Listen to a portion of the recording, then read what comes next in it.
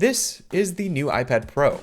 It looks pretty similar to other iPads, but there's actually a lot changed here. In the box, you have the usual suspects. You have the iPad, lightning cable, charging brick, and the documentation. But onto the iPad itself, initially, like I said, it looks very similar to the previous iPad Pro, but the big change here is the screen.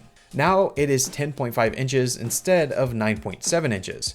But the bezels are smaller, so you get 20% more screen in a space not too much bigger than the 9.7 inch iPad Pro. But the screen is not only bigger, it's also brighter at 600 nits and has a wider P3 color gamut, it's less reflective, and it runs at a 120 Hz refresh rate with something Apple calls Pro Motion.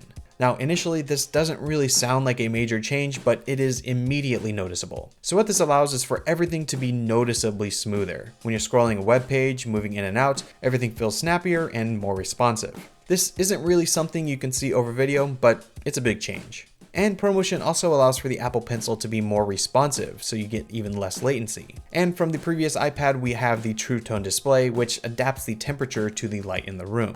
Now, aside from the display, you still have the 4-speaker arrangement, the smart connector on the side, and on the back you have the iPhone 7's 12-megapixel camera system with optical image stabilization.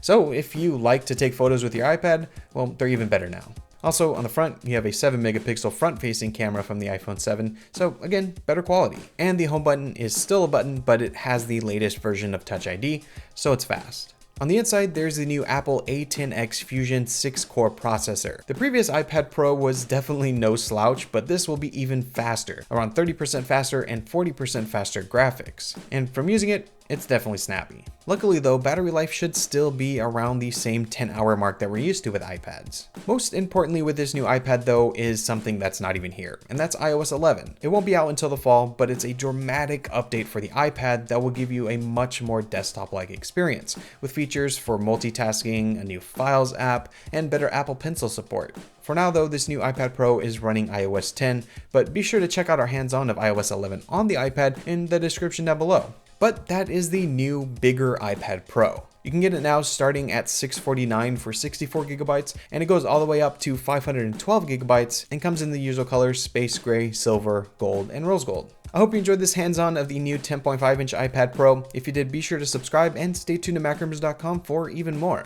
I want to thank you all so much for watching. I'm Matt Gonzalez with MacRumors, and I'll see you next time.